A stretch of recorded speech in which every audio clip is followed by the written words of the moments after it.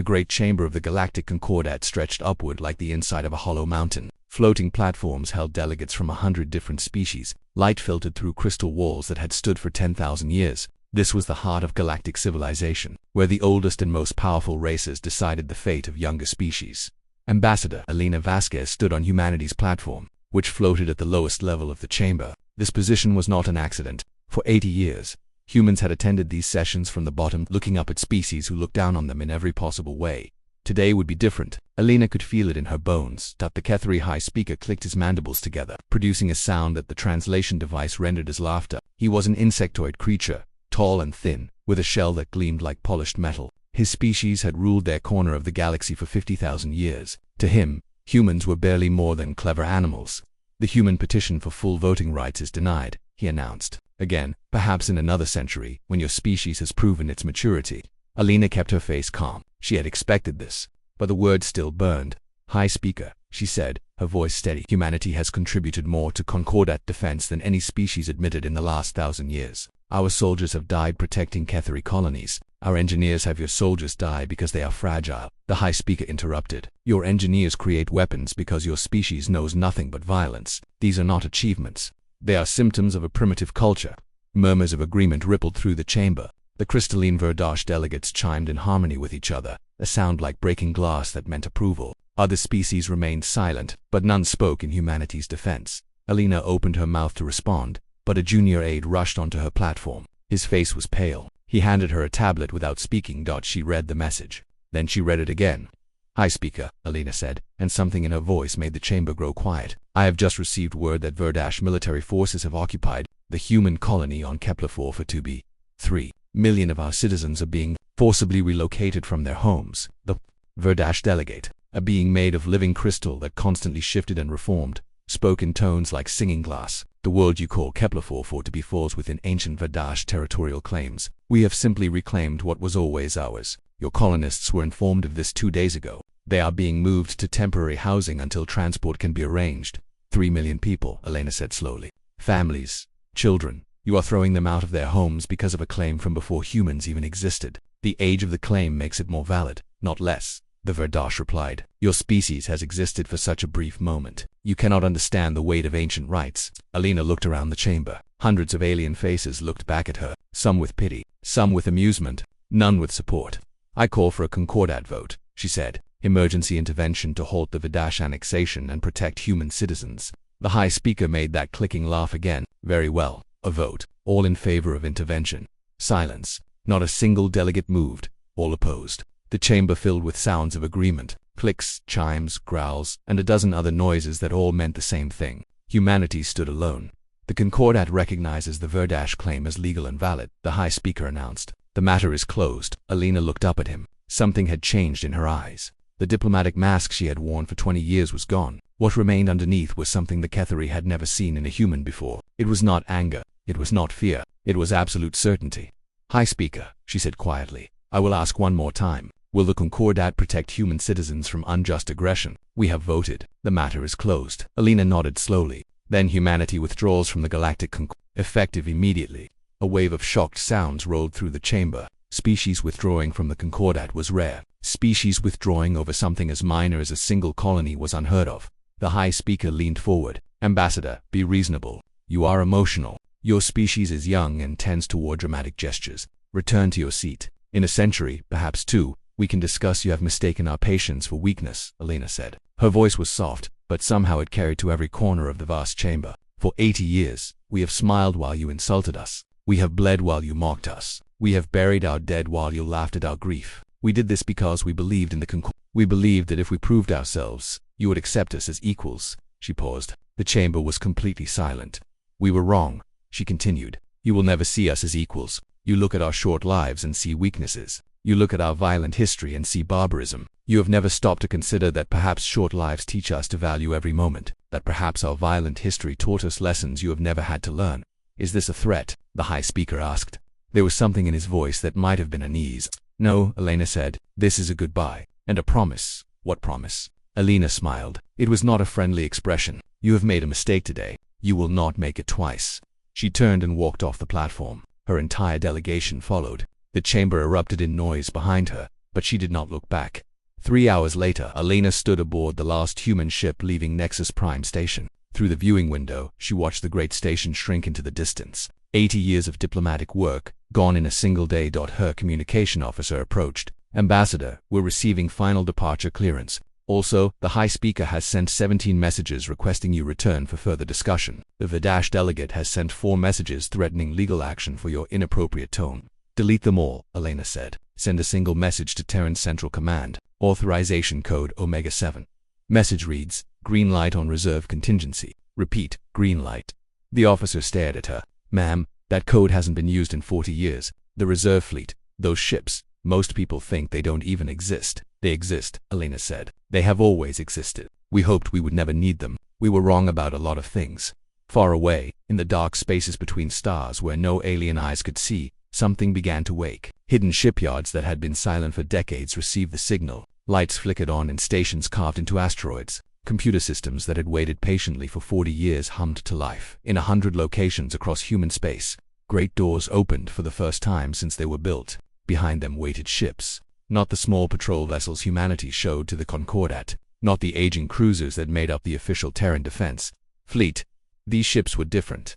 They were built by a species that had survived ice ages and plagues. A species that had invented nuclear weapons and biological warfare. A species that had nearly destroyed itself a dozen times and somehow survived each brush with extinction. They were built by humans who remembered their history, who knew that the universe was not kind, and who prepared for the worst while hoping for the best. The reserve fleet was humanity's secret, their insurance policy, their final argument. Admiral Yuki Tanaka stood in the command center of the TDF Indomitable, watching status reports flood in from every hidden shipyard. 200 capital ships, 500 support vessels, weapons that no alien species had ever seen. All ships report ready, Admiral, her second-in-command, said. Tanaka nodded. She was 60 years old, with gray hair cut short and eyes that had seen too much death. She had hoped to retire without ever giving the order she was about to give.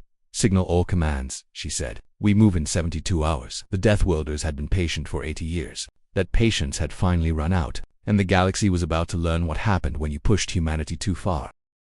3 months passed. In that time, human space went completely dark. No messages came out. No trade ships arrived at alien ports. No diplomats answered calls. The borders of human territory became walls of silence. Ships that approached those borders were turned away by automated warnings. Ships that ignored the warnings simply vanished. The Concordat told itself this was normal. The humans were having a tantrum, they said. They would come crawling back once they realized how much they needed alien technology and alien trade. It was only a matter of time. But as weeks turned into months, unease began to spread. High Speaker Zixstar stood in his private chambers, staring at a holographic map of the galaxy. Human space was marked in gray, the color used for unknown regions. His intelligence officers had tried everything to gather information. Long-range sensors showed nothing. Spy drones were destroyed. Even the most advanced Cathari surveillance technology simply stopped working when it entered human territory. This is not normal behavior, he said to his advisor. A younger Cathari named Crix. When prey runs, it leaves a trail. When prey hides, you can find its den. The humans have done neither. They have become invisible. Perhaps they are building something, Crix suggested carefully. Building what? With what resources? They are a minor species with limited industrial capacity. We have studied them for decades. They cannot hide an army from us. But even as he spoke, Zixstar felt doubt crawling through his mind. The humans had surprised him before. Their ambassador's words echoed in his memory. You have mistaken our patience for weakness. Far across the galaxy, the Verdash completed their occupation of Kepler-4 for 2B.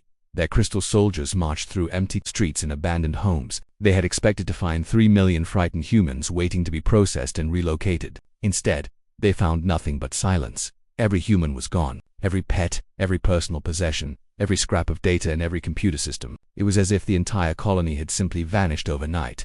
This is impossible, the Vidash commander reported. Our surveillance showed normal activity until 2 days before we arrived. 3 million beings cannot disappear in 48 hours. But they had, and the Vidash, for all their ancient wisdom, could not explain how. In the deep reaches of human space, Captain Marcus Chen stood on the observation deck of the TDF Indomitable. Through the transparent walls, he could see the rest of the first expeditionary fleet arranged in perfect formation. 200 warships, each one larger than anything humanity had ever shown to the Concordat. But the ships were not the real surprise. The real surprise was what they carried. Chen had spent 20 years in the official Terran Defense Fleet, flying patrol routes and escorting cargo ships. He had believed that was the full extent of human military power. When he received orders to report to a classified location, when he saw the Indomitable for the first time, he understood how wrong he had been. The ship was beautiful in a terrifying way. It was built for one purpose, and every line of its design reflected that purpose. This was not a vessel meant to impress or intimidate. It was meant to kill, efficiently and completely. Thinking deep thoughts, Captain Chen turned. Admiral Tanaka had approached silently, a habit she had developed over decades of command. Just wondering how long we've been preparing for this, Chen said. Since the beginning, Tanaka replied. Since the first day we made contact with alien life. The scientists were excited, the diplomats were hopeful, but the military planners knew better. We had read our own history. We knew what happens when advanced civilizations meet primitive ones. We're not primitive. To them, we are. Our entire species has existed for less time than their shortest military campaigns. They see us as children. Dangerous children, perhaps, but children nonetheless. Chen watched the stars in silence for a moment. Do you think we can actually win? If it comes to a full war? Tanaka smiled. It was not a comforting expression. Captain, let me tell you something about humanity. We evolved on a planet where everything tried to kill us. The weather tried to kill us. The animals tried to kill us. The diseases tried to kill us. Even the ground itself tried to kill us with earthquakes and volcanoes. And yet here we are. She gestured at the fleet around them. The Concordat species evolved on comfortable worlds, gentle climates, stable geology, predictable ecosystems. They never had to fight for survival the way we did. They see our violent history as a weakness. They do not understand that it was training. Training for what? For the day when someone bigger and stronger decided to take what was ours. We have been preparing for this fight since the first human picked up a rock and used it to kill something with teeth and claws. Chen nodded slowly. He thought about Kepler-4 for to be about the 3 million colonists who had been evacuated in a massive secret operation. They were safe now, hidden in deep space habitats that no alien sensor could detect. The Verdash thought they had one. They had no idea. When do we move? He asked. Tomorrow, Tanaka said. The fleet will exit human space through uncharted routes that our explorers mapped over the past 50 years. Routes we never shared with anyone. We will emerge at the Verdash border, and then we will give them one chance to correct their mistake. And if they don't, Tanaka's expression hardened. Then they will learn why Deathworlders are feared throughout the universe. They will learn that the friendly humans they mocked for 80 years were showing them the nice version of ourselves. The version that cooperates and negotiates and believes in peaceful solutions. She paused, looking out at the gathered fleet. There is another version, she continued. The version that survived ice ages by eating anything that moved. The version that hunted mammoths to extinction. The version that invented nuclear weapons and then chose not to use them. That version has been sleeping for a long time. Tomorrow, it wakes up. Chen felt a chill run down his spine. He had served under Tanaka for 3 years. He had seen her smile at grandchildren and cry at funerals. She was a warm and caring person. But in this moment, looking at her eyes, he saw something else entirely. He saw a predator. Across the galaxy, at the Verdash border station designated Listening Post 7, a bored, crystal technician monitored the endless void of deep space. Nothing ever happened here. The border with human space was considered the safest posting in the Verdash military. An anomaly appeared on his sensors. Something was moving at the edge of detection range. He tried to focus the sensors, to get a clearer picture. The sensors died. Every system in the station flickered once and went dark. Before the technician could even begin to understand what was happening, the main viewer lit up with a single image. A flag he did not recognize. Red and white stripes. White stars on a blue field. Below it, words in an alien language that his translator rendered into something that made no sense. Don't tread on me. Then the station's power came back on, and the viewer showed him what had emerged from the darkness. Ships. More ships than he had ever seen in one place. Ships that did not match any design in the Verdash database. Ships that bristled with weapons of unfamiliar configuration. The technician tried to send an emergency alert. His communications were jammed. He tried to activate the distress beacon. It was dead. He could only watch as the human fleet moved past his station, ignoring him completely. They were not interested in a minor listening post. They had bigger targets in mind. The Deathworlders had arrived, and they were not happy. The Verdash Third Fleet was the pride of their military. 100 crystalline warships, each one ancient and powerful, crewed by beings who had fought in wars before humanity existed. They had gathered at the border in response to confused reports of sensor failures and communication blackouts. Commander Velix, a Verdash of 3,000 years, who stood on the bridge of his flagship, the Eternal Resonance. His crystalline body hummed with confidence. Whatever had frightened the border stations was about to learn why the Verdash had ruled their sector for 50 millennia. Contact, his sensor officer reported. Multiple ships emerging from uncharted space. Identifying the main viewer activated. Velix's crystal structure flickered in confusion. Human ships, but not the patrol vessels and cargo haulers he had seen before. These were warships, massive and brutal in design. No graceful curves or elegant lines. Just angles and armor and weapons. So many weapons. Count them, Felix ordered. 200 capital ships. 500 support vessels. They outnumber us 7-1. Felix's confidence wavered for the first time in centuries. Where had the humans hidden this fleet? How had they built it without the Concordat knowing? Open a communication channel, he commanded. Perhaps they can be reasoned with. A human face appeared on the viewer. Female, middle-aged, with gray hair and cold eyes. Admiral Tanaka looked at Felix the way a human might look at an insect. Commander, she said. I am Admiral Yuki Tanaka of the Terran Defense Fleet. You have 72 hours to withdraw all forces from the planet you call Kepler-4 for to be. This is not a negotiation. This is a notification. Felix drew himself up proudly. Admiral, you cannot threaten the Verdash Collective. We have rights to that world that predates your species by 72 hours. Tanaka repeated. Withdraw, or we will remove you. The communication ended. Felix stood in stunned silence for a moment. Then his pride overwhelmed his caution. All ships, attack formation, he ordered. We will teach these primitives their place. The Verdash fleet moved forward in perfect coordination. Their ships were designed for energy weapon combat. Their crystalline hulls capable of absorbing and redirecting plasma and laser fire. Against Concordat weapons, they were nearly invincible. The humans did not use Concordat weapons. The first volley from the Terran fleet consisted of kinetic projectiles. Solid slugs of metal accelerated to near-light speed. They hit the Verdash ships like hammers hitting glass. Crystalline hulls that had shrugged off energy weapons for millennia shattered under the impact. 12 Verdash ships died in the first 10 seconds. Felix watched in horror as his fleet began to crumble. Return fire. Return fire. The Verdash energy weapons lanced out toward the human ships. The projectiles passed through shields designed to stop exactly this type of attack. But the human ships had armor beneath their shields. Thick plates of metal and composite material that absorbed the energy beams. The humans fired again. This time they used something different. Small missiles that wove through the chaos of battle like living things. They struck Verdash ships and detonated with impossible fury. What are those weapons? Felix demanded. Unknown, his tactical officer replied, voice trembling. The explosions are consistent with nuclear detonation, but the delivery system is unlike anything in our database.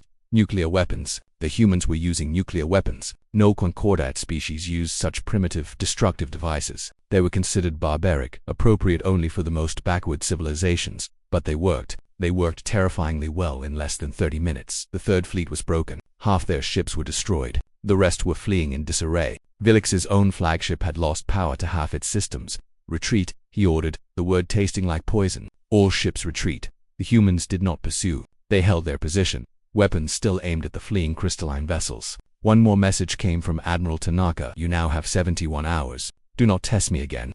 Far away, at the Cathari military hub of Thesser Prime, another human fleet emerged from nowhere. But this fleet did not attack. It simply appeared. 200 warships arranging themselves in a perfect sphere around the station. High Speaker Zixtar received the news in his private chambers. His mandibles clicked in confusion and growing fear. They have not fired, he asked. No, High Speaker. They are simply waiting. Their weapons are armed and aimed at the station, but they have made no aggressive moves.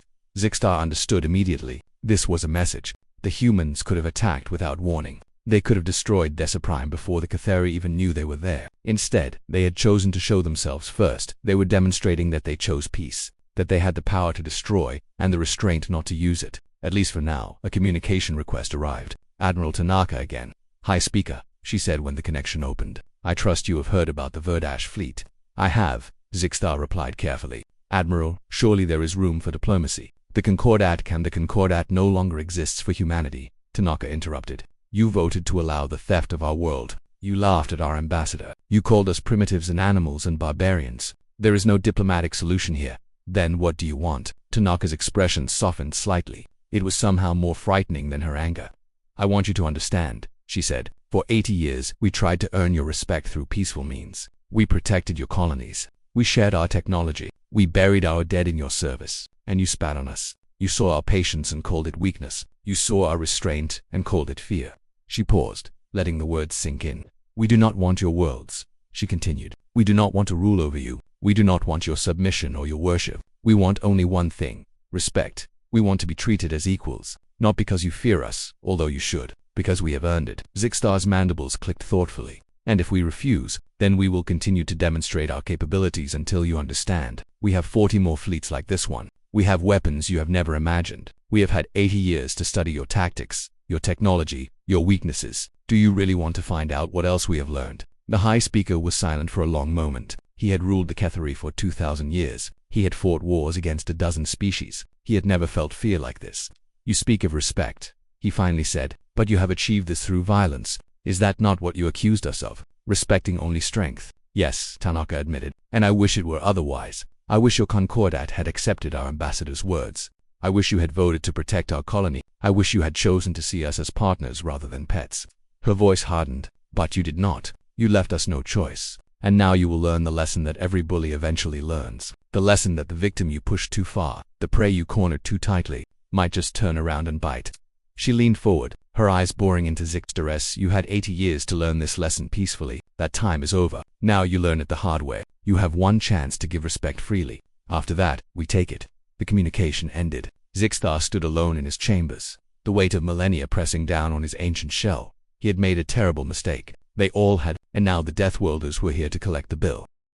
1 week after the first battle, the galaxy had changed beyond recognition. The Vidash withdrew from Kepler 4-4 to be without a single word of explanation. Their official statement claimed the planet was of no strategic value and never had been. No one believed them. The crystal beings who had ruled their sector for 50,000 years had been humiliated, and everyone knew it. 3 million human colonists began returning to their homes. They found their cities exactly as they had left them. Not a single building damaged, not a single possession stolen. But humans had evacuated and hidden their entire population in 72 hours, then returned as if nothing had happened. The Concordat held emergency session after emergency session, but there was nothing to discuss. The humans had demonstrated power that no species in the Concordat could match.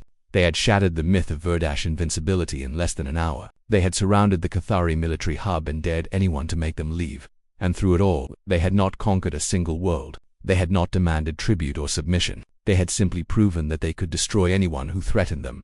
This was what frightened the elder races most of all, in secret. Representatives from a dozen younger species contacted human diplomats. The Threll, small mammalian beings who had endured Cathari condescension for centuries. The deep-born aquatic creatures whose homeworld had been exploited for its rare minerals. The Keshi winged beings who remembered when the Verdosh had annexed their colony worlds without consequence. They all had the same message. "We want to talk." High Speaker Zixstar received these reports with growing alarm. The Concordat was fracturing. Species that had been loyal for millennia were suddenly remembering old grievances. The structure of galactic civilization that the elder races had maintained for so long was crumbling. He made a decision that would have been unthinkable a month ago. He would launch a counterattack against the human fleet at Thessa Prime. The Cathari had numbers on their side. 500 warships against 200. If they could destroy this human fleet, if they could prove that the Deathworlders could be beaten, perhaps the other species would remember their loyalty. The second battle of Thessa Prime began at dawn, Galactic Standard Time. The Cathari fleet emerged from hyperspace in perfect formation, a wall of chitin and metal advancing on the human position. Zixstar himself commanded from the flagship voice of the Hive, watching his forces move with the precision of a single organism.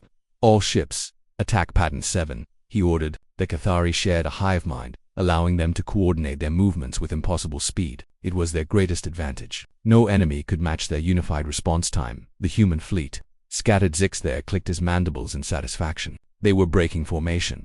Running. Then he realized the truth. They were not running. They were hunting.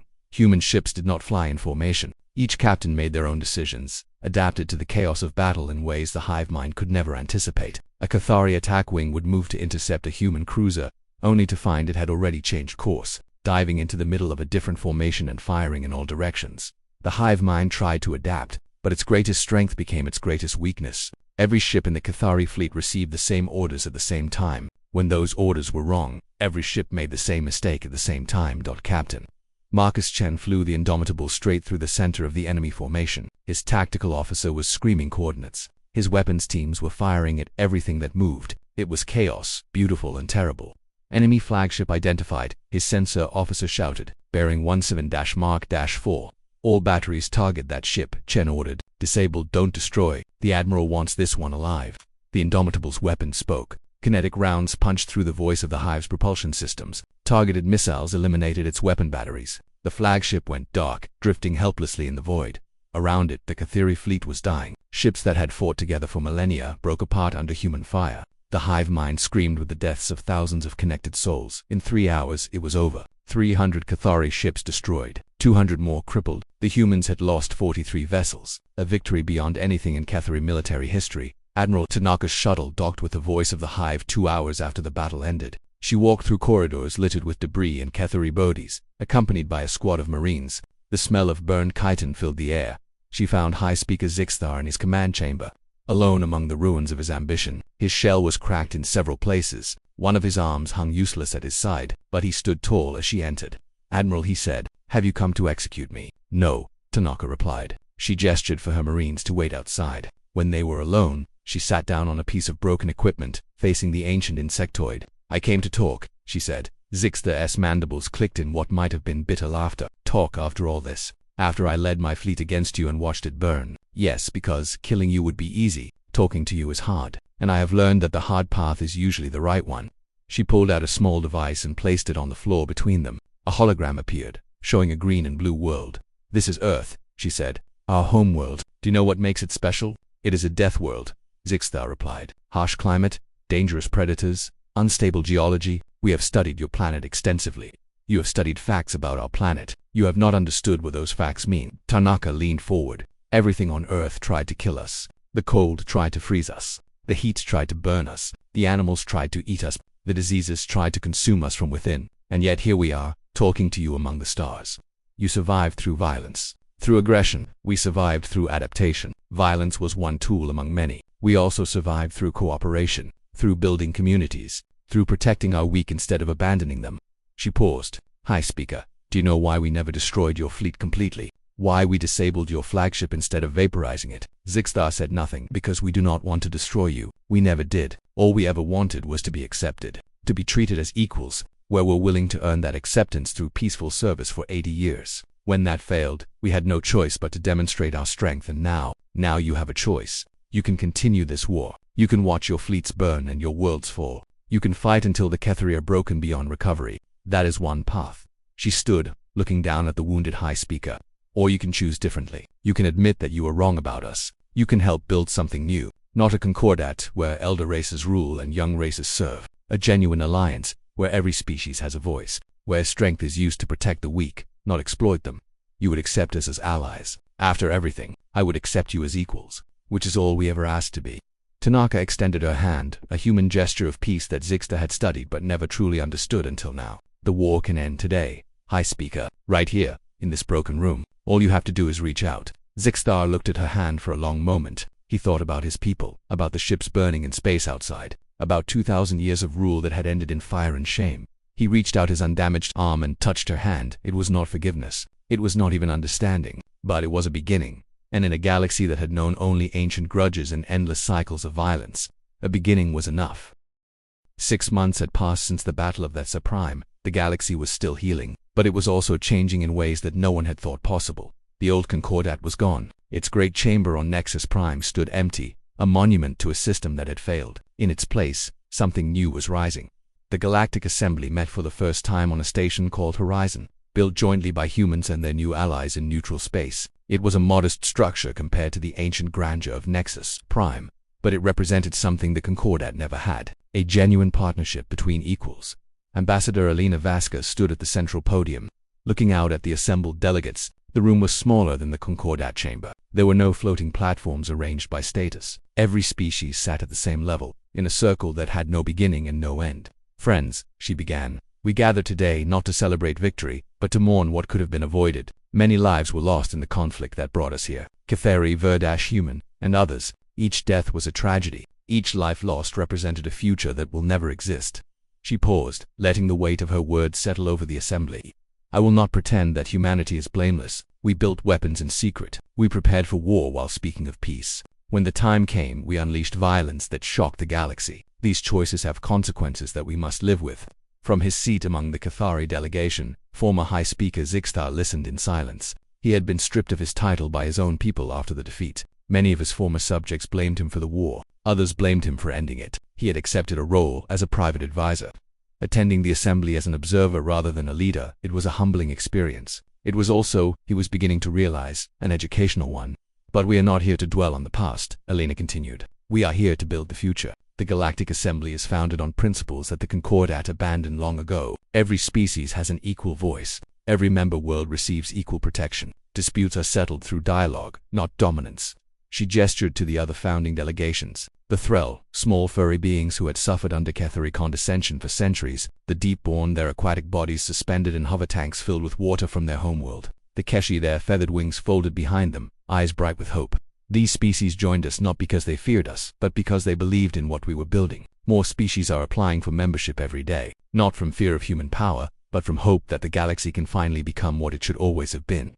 Captain Marcus Chen sat in the observer gallery, wearing civilian clothes for the first time in years. Admiral Tanaka had given the entire fleet extended leave once the peace was secured. Most of the reserve fleet was already being decommissioned. Its ships returned to the hidden shipyards where they had waited for so long. He watched the proceedings with mixed feelings. They had won. They had proven that humanity could not be pushed around, but the cost weighed on him. The Vidash ships he had destroyed had crews. The Cathari who died at Dessa Prime had families. Victory was necessary, but it was never clean. A presence settled into the seat beside him. He turned and found himself looking at Zixstar. Captain Chen, the former High Speaker, said, "I hoped I might find you here." "High Speaker, just Zixstar now. I have not been High Speaker since your Admiral convinced my people that cooperation was wiser than continued conflict." There was no bitterness in his voice, only exhaustion. They sat in awkward silence for a moment, two former enemies watching the birth of something new. "May I ask you something?" Zixstar finally said. "Go ahead."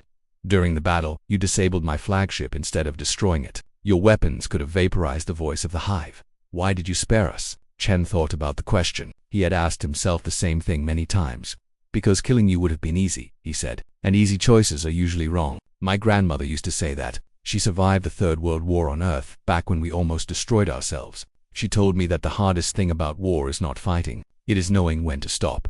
Your species almost destroyed itself. Several times. Nuclear weapons, biological warfare, climate disasters. We came close to extinction more than once." Chen smiled grimly. "Every time, we found a reason to step back from the edge, to choose survival over destruction. I like to think that is our real strength, not our ability to fight, but our ability to stop fighting." Zixstar considered this. "We saw your violent history and called you barbarians. We never considered that you might have learned from that violence.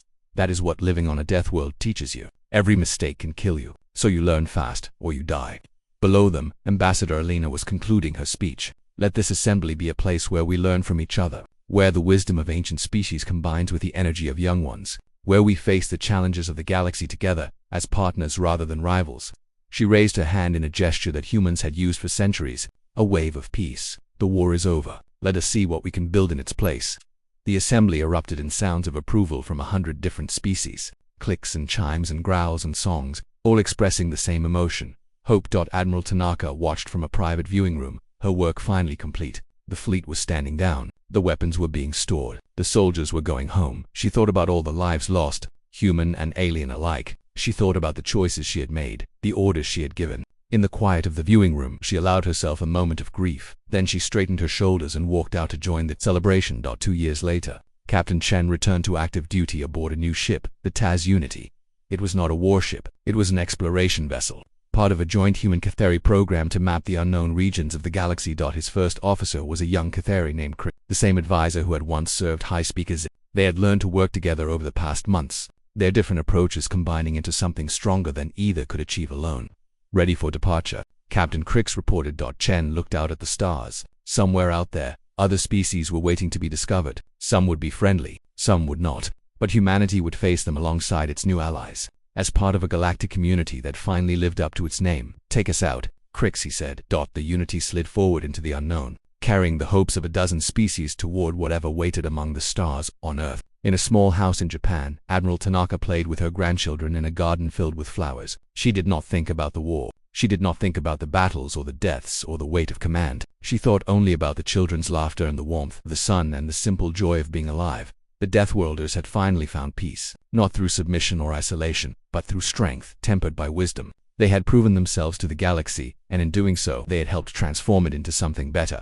It was not a perfect ending. The scars of war would take generations to heal. Old prejudices died slowly, and some species would never fully accept the new order. But it was a beginning, and for a species that had survived everything the universe could throw at them, a beginning was always enough.